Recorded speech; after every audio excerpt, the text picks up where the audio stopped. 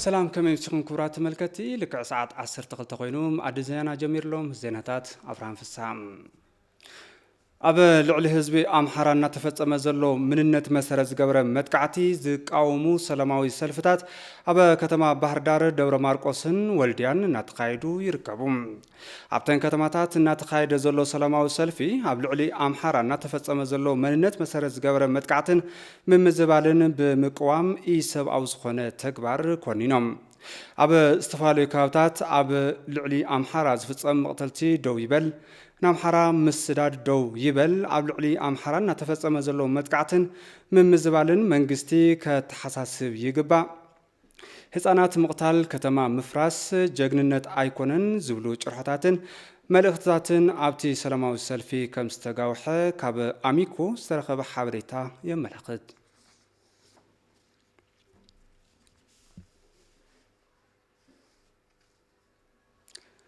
ኣብ ክልል ትግራይ ዝተኻየደ ወፍሪ ምኽባር ሕጊ ኣብ መንጎ ሓዱሽ ኣተሓሳስባን ነዚ ዘይቕበል ኣረጌታ ተሓሳስባን ዘጋጠመ ዘይምስናይ እንትኸውን ንህዝቢ ትግራይ ብፍላይ ድማ ንመንእሰይ ትግራይ ንዘየድሊ ክሳራ ክበጽሖ ዝገበረ ኣካይዳ እቲ ኣረጌት ሓይሊ ኣዝዩ ዝሕዝን ኢሎም ብኻልእ ገጽ ድማ ዓብዪ ግድብ ዳሴ ኢትዮጵያ ዝዕንቅፉ ሓይልታት ንዘበናት ዕቤት ኢትዮጵያ ዘይምነዩ ምዃኖምን መንግስትን ህዝብን ኢትዮጵያ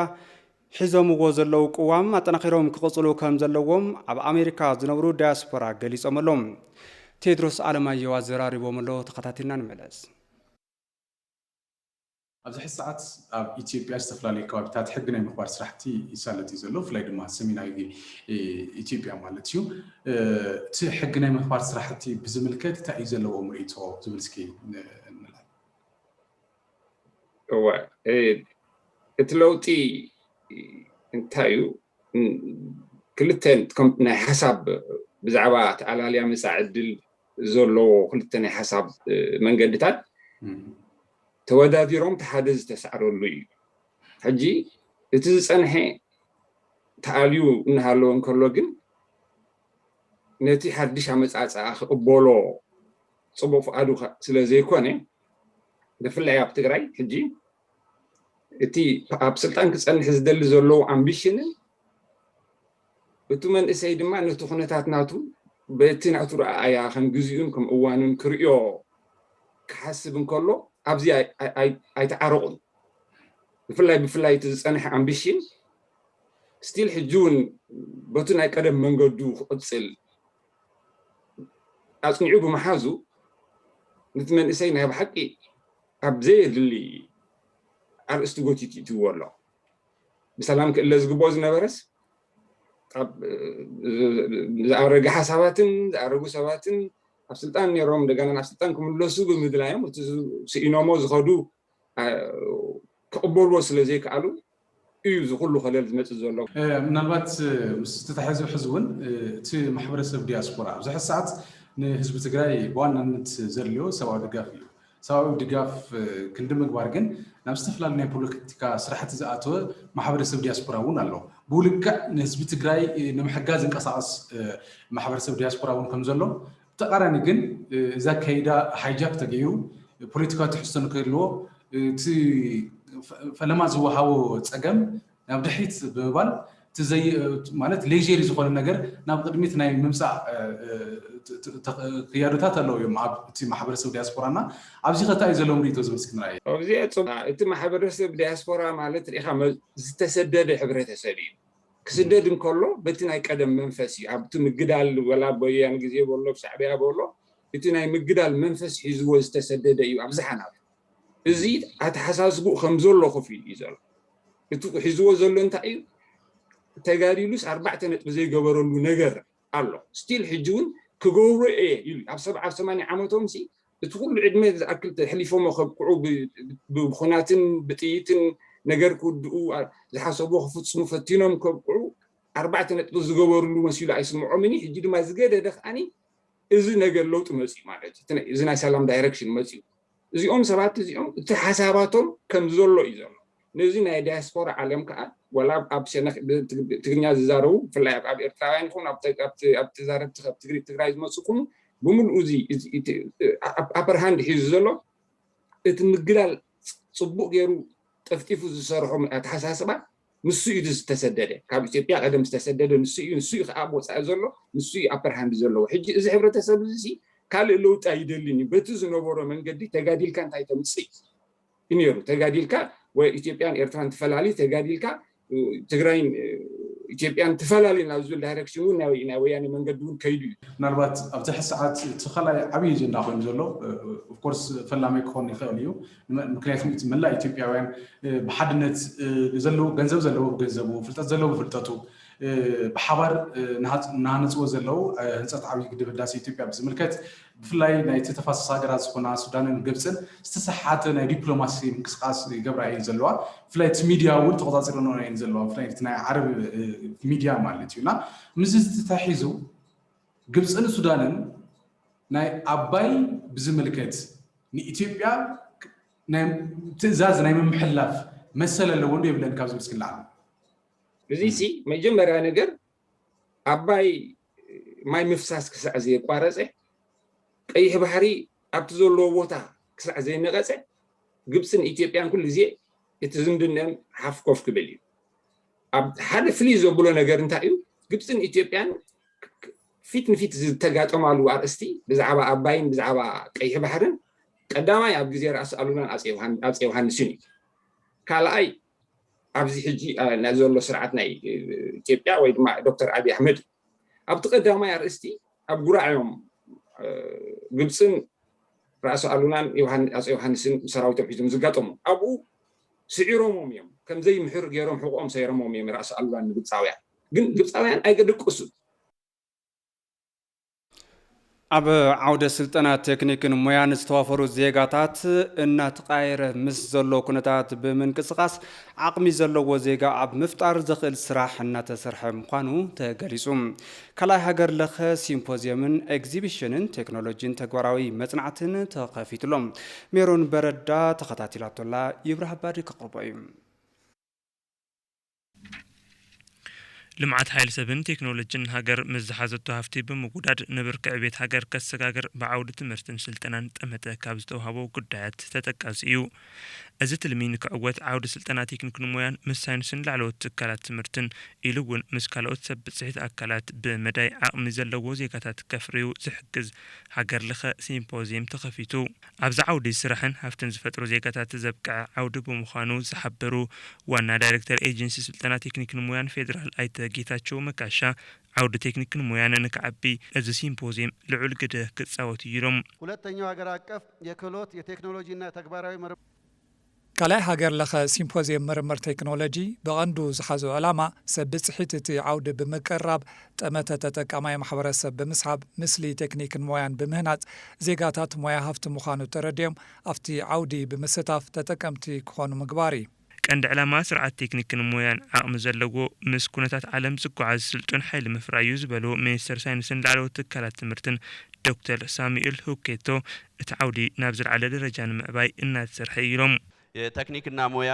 ትምህርትና ስልጠና ዘርፍ ዓውዲ ቴክኒክን ሞያን ስልጠናን ትምህርትን ደላይ ስራሕ ጥራሕ ዘይኮነስ ስራሕ ዝፈጥር ዜጋ ዘፍሪ ልዑል ምዃኑ ቁልፊ መሳርሒ ልምዓት ተገይሩ ዝውሰድ እዩ ኮይኑ ግና ናብቲ ዓውዲ ዝኣቱ ዜጋታት እናወሰኸ ዋላ እንተመፀ ኣረኣያ ማሕበረሰብና ግና ገና ዝተርፎ እዩ ኣብዚ ኤግዚቢሽን ካብ መላእ ሃገር ዝመፁ 309 ተወዳደርቲ ዝሳተፉ እንትኾኑ ኣብ ዓውዲ ቴክኒክን ሞያን ዘለው ተዋሳእቲ ተመክሮ ዝለዋወጥሉ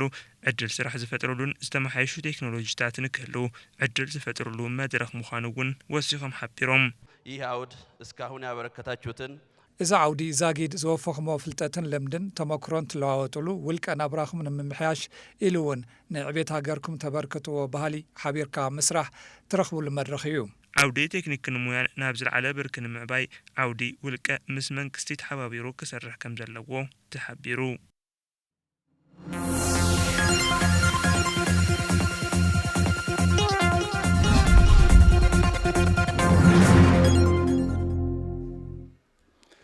ምዝገባ መረፅቲ ሻርሻ ሃገራዊ መረፃ ክንድቲ ዝድለ ብዘይ ምዃኑ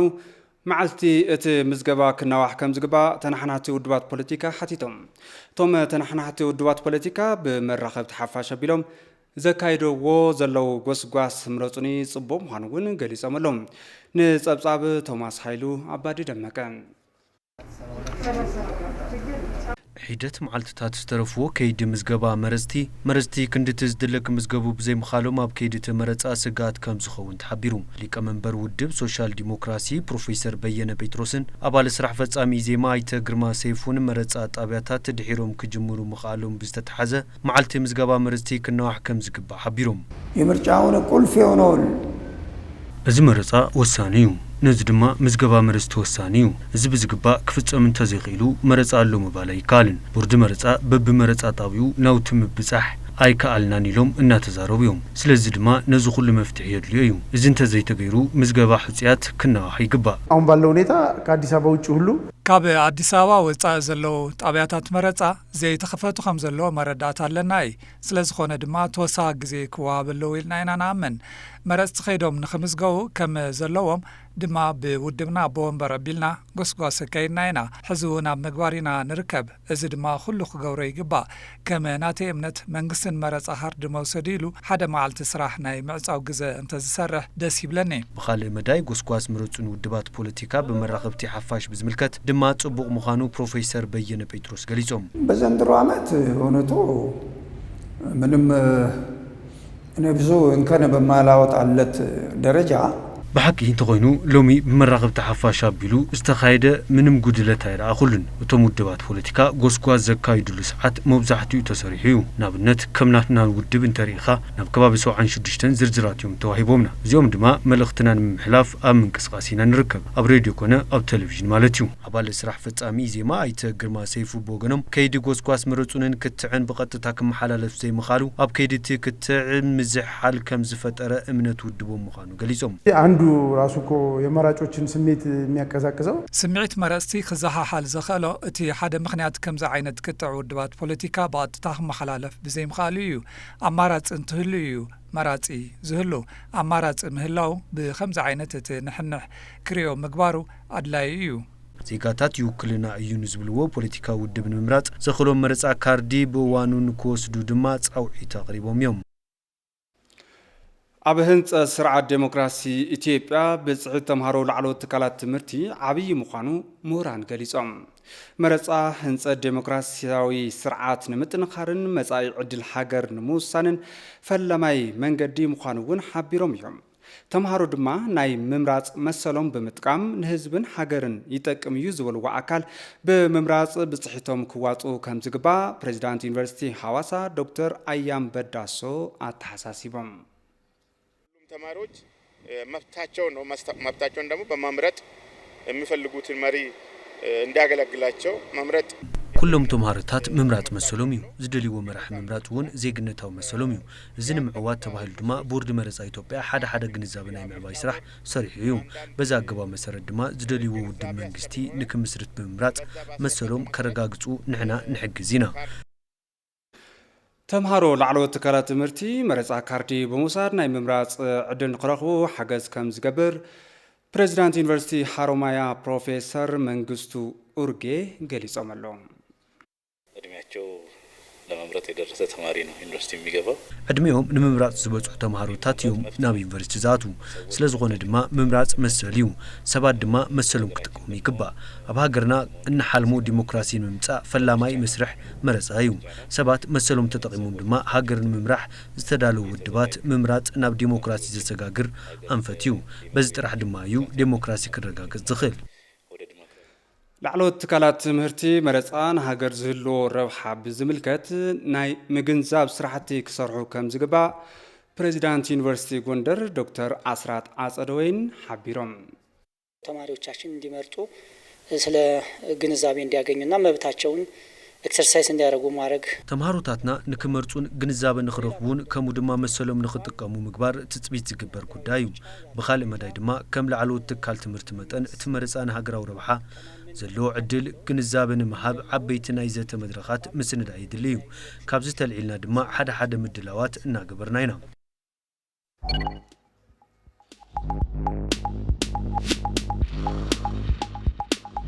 بمراጻይነት ንምምዝጋብ ዘብቅዑ መዐቀነታት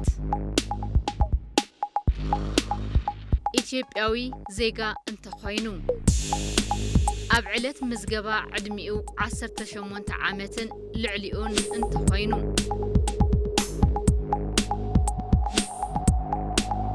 ኣብቲ መረፃ ክልል እንተወሓደ 6 ወርሒ እንተነይሩ ብመራፃይነት ክምዝገብ ይኽእል እዩ።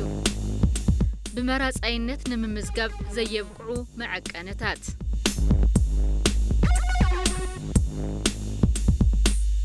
ብምኽንያት ሕማም ኣእምሮ ዓቕሚ ምውሳን ዘይብሉ ምዃኑ ስልጣን ብዘለዎ ኣካል ወይ ከዓ ብቑዕ መረዳእታ ዝቐረበሉ መሰል ምምራፁ ብሕጊ ወይ ከዓ ብመሰረት ግቡእነት ዘለዎ ውሳነ ቤት ፍርዲ ዝተገደበ ሰብ ብመራፃይነት ኣይምዝገብን።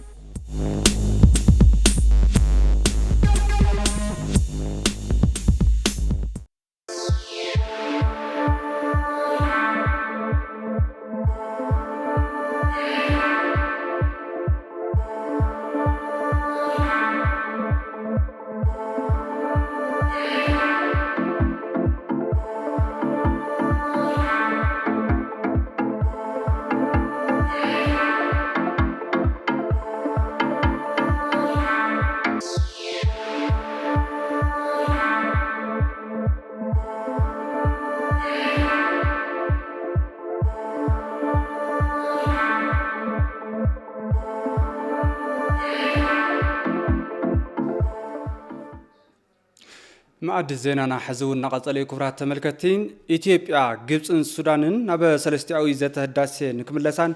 ብሕብረት አፍሪካ ዝግበር ከይዲ ንኽጠናኸርን ጻውዒት ቀሪቡ ሚኒስትር ጉዳያት ወፃኢን ምክትል ቀዳማይ ሚኒስትርን ደመቀ መኮንን ዘተ ህዳሴ ግድብ ብአፍሪካ ሕብረት አቢሉ ዝካየድ ዘሎ ዘተ ጠሚቶም ናብ ቤት ምክሪ ጸጥታ ኣብ ዝጻሕፎ ደብዳቤ ቅዋም ኢትዮጵያ አፍሪጦም ኣብቲ ደብዳቤ ኢትዮጵያ ግብፅን ሱዳንን ናብ ሰለስቲያዊ ምይይጥ ህዳሴ ንክምለሳን ብሕብረት አፍሪካ ዝግበር ከይዲ ንኽጠናኸርን ጻውዒት አቅሪቦም እቲ ከይዲ መትከላት ቤት ምክሪ ጸጥታ መሰረት ዝገበረን ንጸገማት አፍሪካዊ መፍትሒ ዘናዲ ከም ዝኾነን ተዛሪቦም ይኹን ደኣምበር ግብፅን ሱዳንን ብቕኑዕ ልቦና እናተዛተያ ከም ዘይኮና ብምግላጽ ናብ ዘረዳድ ውጽኢት ንምብጻሕ ድልዋት ከም ዘይኮና ረዲዮም ተን ሃገራት ነቲ ልዝብ ምብጽባጽን ምብልሻውን ምምራጽን እቲ ጉዳይ ዓለም ለኻዊ ትሕዝቶ ብምልባስ ኣብ ልዕሊ ኢትዮጵያ ጽዑንቶ ንምፍጣር ይፍትና ከም ዘለዋ ሓቢሮም ኣለዉ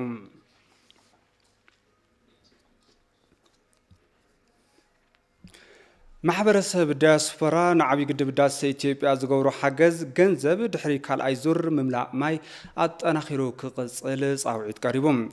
ዛጊድ ንህንጸት እቲ ግድብ ሓገዝ ዘቋረጸ ማሕበረሰብ ዲያስፖራ ልዕሊ $50 ሚልዮን ሓጊዙ እዩ ንጸብጻብ ኮሰን ብርሃኑ ይብራህ ኣባዲ ንህንጸት ዓብይ ግድብ ህዳሴ ኢትዮጵያ ኣብ ውሽጢ ሃገር ካብ ዝነብሩ ዜጋታት ብተወሳኺ ኣብ ወጻኢ ዝነብሩ ኢትዮጵያውያንን ትውልደ ኢትዮጵያውያንን ዝገበርዎ ሓገዝ ብዙሕ እዩ ብመዳይ ፋይናንስን ዲፕሎማስን ንግድብ ህዳሴ እናሰርሐ ዝርከብ ማሕበረሰብ ዲያስፖራ እቲ ግድብ ክሳብ ዘዛዘም ሓገዝ ክቕጽል እዩ የኢትዮጵያ ህዳሴ ግድብ ለዲያስፖራ አንድ የአገር ህልውና ዓብይ ግድብ ህዳሴ ንማሕበረሰብ ዲያስፖራ ሓደ መግለፂ ህልውና ጌርና ኢና ንወስዶ ስለዚ ሕድሕድ ዲያስፖራ እዚ ግድብ ተዛዚሙ ቀረብ ጸዓት ኢትዮጵያውያን ካብ ምዕራብ ሓሊፉ ንቁጠባ ክሕግዝ ዝለዓለ ትጽኢት ኣለዎ ኢትዮጵያውያን ብዙሕ ገንዘብ እናኸፈሉ እዮም ፕሮጀክት ከተጀመረ ግዜ ጀምሮ ዲያስፖራው እቲ ፕሮጀክት ካብ ዝጅመር ዲያስፖራ ብሓሳብ ገንዘብ ብምሃብ ቦንድ ብምዕዳግን ሓሳብ ብምሃብን ብጣዕሚ ልዑል ተራ እናተጻወተ ጸኒሑ እዩ ዲያስፖራ የራሱን አሻራ መጣል አለበት ብለን እናምናለን ዲያስፖራ ናይ ባዕላ ኣሰርካ መጥለው ኢልና ኢና ንኣምን እዚ ክዛዘመለው ኢልና እንትንሓስብ ኤምባሲ ኢትዮጵያ ኣብ 50 ግዛታት መስርሕ እናዘርግሐ እዩ እቲ ግድብ ሕዚ ካብ ዘለዎ 79 ሚእታውን ክወስኽን ክዛዘምን ማሕበረሰብ ዲያስፖራ ቅድሚ ሕዚ ይገብሮ ካብ ዝነበረ ሓገዝ ፋይናንስ ክዓቢ ይግባእ እውን ተባሂሉ የኢትዮጵያ ህዳሴ ግድብ ሁለተኛ ዙር ውሃ አሞላል ካልኣይ ዙር ምምላእ ማይ ዓብይ ግድብ ህዳሴ ኢትዮጵያ ጉዳይ ህልውና ኢትዮጵያ እዩ እዚ ፈሊጥና ሓገዝ ገንዘብ ክውስኽ ኣለዎ ክሳብ እቲ ህንጸት ዝዛዘም ቤተሰቦቻችን መስዋዕትነት ከፍለው ስራና መስዋዕት ከፊሎም 79 ሚእታዊ ኣብፅሖምዎ እዮም ዝተረፈናትና ብፅሒት እዩ ንደቅና ንነግሮ ታሪክ ክህሉ ክኽእል ኣለዎ ስራና ዝኸፈልዎ ዋጋ ጥራሕ ዘይኮነስ ንሕና እውን ዋጋ ከፊልና ኢና ኢልና ንዛረበሉ ክንገብር ኣለና ሓይሊ ኤሌክትሪክ ንዘይረኸቡ 65 ሚልዮን ኢትዮጵያውያን ተስፋ ዝኾነ ዓብይ ግድብ ህዳሴ ኢትዮጵያ ኣብ ዝመጽእ ክረምቲ ካልኣይ ዙር ማይ ክመልእ ቆጽሮ ተታሒዙሉ እዩ ዜና ዓረፍቲ ምክትል ኢማም ዓብይ መስጊድ አንዋር ዝነበሩ ሼኽ ሁሴን ዓሊ ካብዚ ዓለም ብሞት ተፈልዮም ሼኽ ሁሴን ዓሊ ካብዚ ዓለም ብሞት ዝተፈለዩ ብድንገተኛ ሕማም ልቢ ምዃኑ ተሓቢሩ ስነ ስርዓት ቀብሮም ድማ ጽባሕ ረቡዕ 13 ሚያዝያ 2013 ዓ.ም ድሕሪ ዙሃር ሰላት ኣብ መቃብር ኣስላም ኮልፌ ከም ዝፍጸም ካብ ሓፈሻዊ ቤት ምኽሪ ጉዳያት እስልምና ኢትዮጵያ ዝተረኸበ ሓበሬታ የመላኽት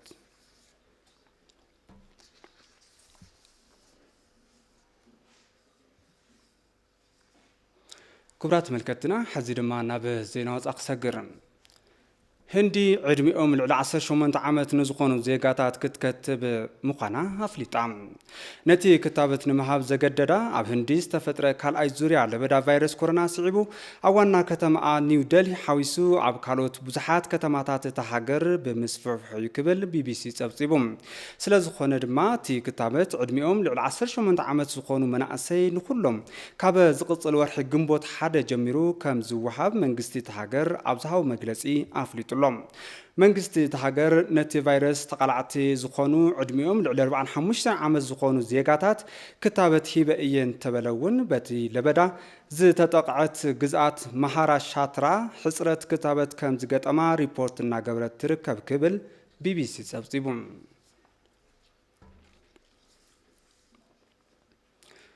ጉዳይ ዓለም ኣብ መንጎ ዝተወሰኑ ሓያላት ሃገራት ብዝተፈጥረ ዘይምርድዳ ክውሰን ከም ዘይግባእ ኣመራርሓታት ተዛሪቦም ሞዴል ፎረም ኢኮኖሚ ብምግባር ኣብ ልዕሊ 25 ሃገራት ኤሽያን ኣውስትራልያን ንምልዕዓል ኣብ ዝተደራጀወ ፎረም ቦኣዋ ነዚ ዝተዛረቡ ፕሬዚዳንት ቻይና ሺ ጂንፒንግ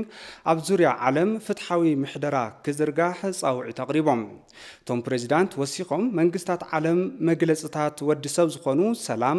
ማዕርነት ፍትሓውነት ዴሞክራስን ነጻነትን ከምኡውን ሓደ ካብቲ ካልእ ዝመሃረሉ መንገዲ ብምፍቃድ ብምፍላጥን ንስልጣነ ወዲ ሰብ ጠጠኩሉ ይግባ ኢሎም ከም ጸብጻብ አልጀዚራ ኣብቲ ጉባኤ ካብ ፖለቲካ ወፃእ ኣብ ጉዳያት ንግዲ ቴክኖሎጂን ስጋት ዓለም ኣብ ዝኾነ ኮቪድ-19 ዝርአ ዘይምቅርዳው ተላዒሎም እዮም ኢሉ